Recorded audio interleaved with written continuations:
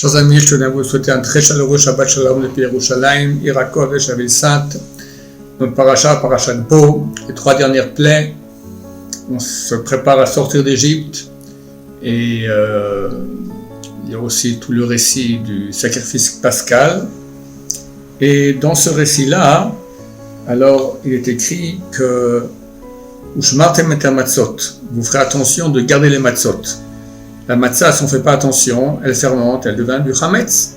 Donc il faut faire attention que dès qu'on a mélangé l'eau avec la farine, alors si on ne touche pas l'eau et la farine, on ne fait rien, après 10 minutes, ça devient du chametz, 18 minutes. Mais si on commence à malaxer la pâte, si on la lâche un seul instant, alors déjà elle devient chametz. Donc la Torah nous ordonne, je m'entends ta matzot, vous ferez attention aux matzot, vous les garderez pour pas qu'elles deviennent chametz. C'est d'ailleurs pour cela que les chametz, qui est appelé lechem oni, un pain de pauvreté, c'était les pauvres qui mangeaient ce pain, ils n'avaient pas le temps de faire lever la pâte. Aujourd'hui, il coûte très très cher. Paradoxalement, c'est plus du tout un pain de pauvreté, c'est un pain de riche, parce que on doit faire très attention qu'ils ne deviennent pas chametz, et cette attention-là demande beaucoup de gens qui soient autour, etc., qui fassent en sorte que il n'y ait pas, quand, par exemple, on a malaxé la pâte, alors il faut que le four soit déjà prêt, que directement on met la matzah dans le four, parce que si on la laisse comme ça, sans la mettre dans le four, elle devient chametz en quelques secondes. Maintenant, les sages d'Israël ont dit, Ushmartem et matzot, on peut dire aussi Ushmartem et mitzvot, c'est exactement les mêmes lettres. Vous ferez attention de garder les mitzvot. De même, il faut faire attention que la matzah ne devient pas chametz, de même, il faut faire attention de ne pas rater les mitzvot. Et là, c'est aussi un travail qui est très très difficile, qui nécessite beaucoup d'attention, parce que l'Yetzer Hara existe.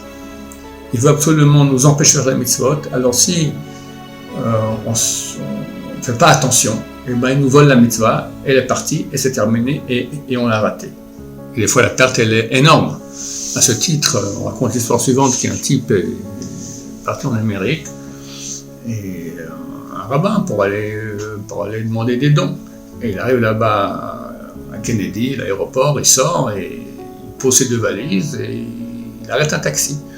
Un taxi s'arrête et il commence à discuter avec lui, comment ça coûte, Flatbush, etc., tous les quartiers différents. Et ils discutent, à la fin ils arrivent à un prix, tout à coup le conducteur lui donne une insulte et part. Il ne comprend pas qu'on est arrivé à un accord, c'est bon. Il se retourne, il voit que les 2 valises ont disparu. Et dans tous ces états, et un juif qui passe en voiture, il lui fait un signe comme ça, il dit ouais, écoutez, c'est connu, c'est le sport quand il voit un touriste comme ça, il amène quelqu'un qui est dans la voiture, le taxi, il discute, comme ça il prend son attention, et hop, en attendant, son ami vient et pique les valises, et les 2 s'en vont.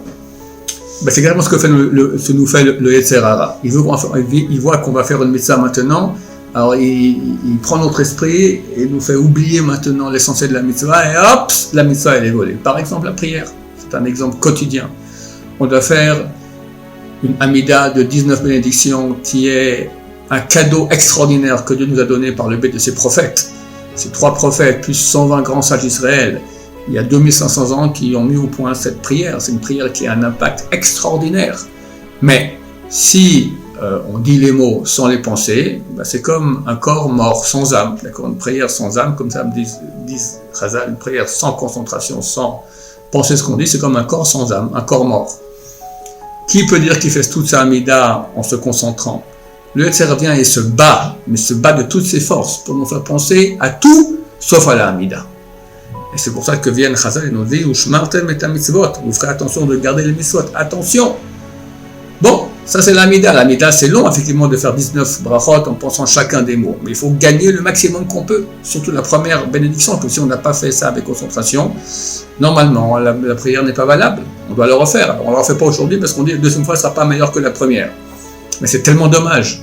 On nous a volé les valises, on nous a volé la mitzvah. Les bénédictions qu'on fait, c'est pas aussi long. La bracha après les toilettes, la bracha avant la consommation, la bracha après la consommation. Rabbeinu Hari, qui était celui qui a écrit toute la Kabbalah moderne il y a 500 ans, il dit qu'il est arrivé à tous ces niveaux extraordinaires, il connaissait tous les secrets de la Kabbalah extraordinaire, pour 2 choses. 1, parce qu'il faisait les mitzvot avec amour de Dieu, avec joie. 2, parce qu'il faisait très attention de dire les bénédictions, ces petites bénédictions dont je parle, avec avec concentration. Achar Yatzar, dire à Dieu merci que je peux aller aux toilettes, que je suis en bonne santé. C'est écrit celui qui dit Achar Yatzar, toujours avec concentration, jamais il sera malade. Et toutes les bénédictions que nous faisons avant et après la consommation, ça a un impact énorme. Mais ça aussi, si on la fait rapidement, si on va pas bien prononcer quelques mots, si on pense à autre chose, le Tzara est venu et nous a volé la mitzvah. Donc là, la Torah vient nous dire, vous ferez attention, vous garderez, comme on garde la matzah pour pas qu'elle devienne chametz, là il faut aussi faire attention de garder la mitzvah pour pas l'achmitz ota. En hébreu, c'est la même racine, chametz et l'achmitz, signifie la rater, tout simplement. Et ça, chers amis, il faut savoir qu'on a en face de nous un ange qui veut notre fin. C'est pas un être humain, c'est un ange. L'ange du mal, il est très très puissant. Mais nous, on a Dieu avec nous. Mais, encore faut-il qu'on fasse, comme c'est écrit, si toi t'es pas pour toi, alors qui sera pour toi? Nous, on doit faire notre ishtadlut, nos efforts dans ce sens-là, et Dieu va nous aider. Mais on doit les faire. Ça demande une grande concentration, être très très à la garde, comme un garde à l'armée qui doit regarder à chaque moment s'il n'y a pas ici un ennemi qui arrive, comme ça on doit être, face à cet ange du mal qui veut nous faire rater notre vie. Voilà, Bezrat Hashem, qu'on fasse beaucoup de mitzvot et que Dieu amène la Géoula vers Rachamim Gdolim, ramène les otages chez Dieu à la maison en bonne santé. Bezrat Hashem, qu'on ait beaucoup de bien pour tout Am Israël. Grâce à cette mitzvot-là, je vous souhaite un Shabbat Shalom plein de bonheur, plein de sainteté, plein de présence divine dans vos maisons. Amen, Amen, Shabbat Shalom, on vous rach.